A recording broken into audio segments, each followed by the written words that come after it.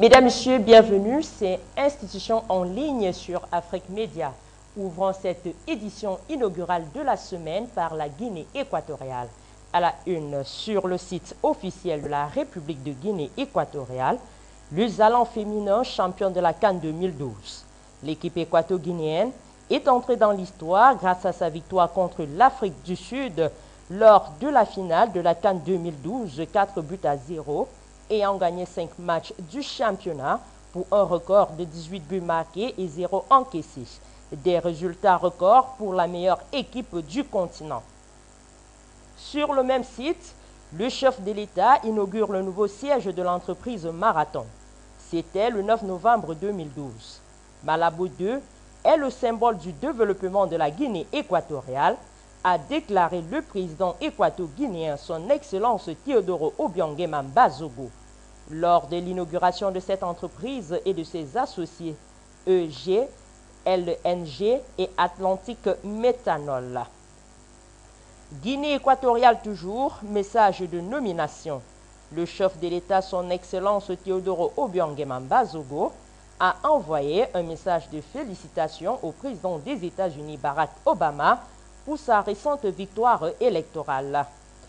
Guinée équatoriale enfin, 6e séminaire de formation en VIH-Sida adressé aux journalistes. Le réseau des journalistes de Guinée équatoriale et l'UNICEF ont commencé mercredi 7 novembre 2012 dans le centre équato-guinéen de Malabo ce nouveau séminaire atelier sur le VIH-Sida adressé notamment aux ONG et aux journalistes de différents médias. Toutes ces informations, vous pouvez les avoir intégralement et bien plus en parcourant le site officiel du gouvernement équato-guinéen. À la une sur le site officiel d'information de la République du Togo, une force multinationale déployée au Mali pendant un an. Le président du Togo, son Excellence Faure Gnassingbé, et ses homologues de la CEDEAO, réunis dimanche 11 novembre 2012 à Abuja au Nigeria, se sont prononcés en faveur de l'envoi au Mali d'une force de 3300 soldats pour une durée d'un an afin de reconquérir le nord du pays, occupé par des groupes islamistes armés. Togo enfin, conférence annuelle de contour global au Togo. Une soixantaine de top managers du groupe américain Contour Global se retrouvent à partir de ce lundi soir à Lomé pour l'édition 2012 du CGW. Un programme de 3 jours destiné à donner aux business leaders les outils nécessaires à l'accomplissement de leur mission de direction. Pour plus de détails sur cette actualité et bien d'autres, rendez-vous sur le site officiel d'information du Togo. Sur le portail national d'information du Congo, à la une, FAC Gilbert Bokemba, installé à la tête de l'armée de terre. Nommé récemment, le nouveau chef d'état-major de l'armée de terre congolaise, le général de brigade Gilbert Bokemba, et le nouveau commandant du groupement paracommando GPC, le colonel Fermeté Blanchard Nguinou, ont pris leurs fonctions le 9 novembre 2012 à Brazzaville. Les étendards ont été remis par le chef d'état-major général des forces armées congolaises FAC, le général de division Guy Blanchard Okoya. Congo enfin, la dissolution du Conseil supérieur du sport en Afrique sera décidée en 2013.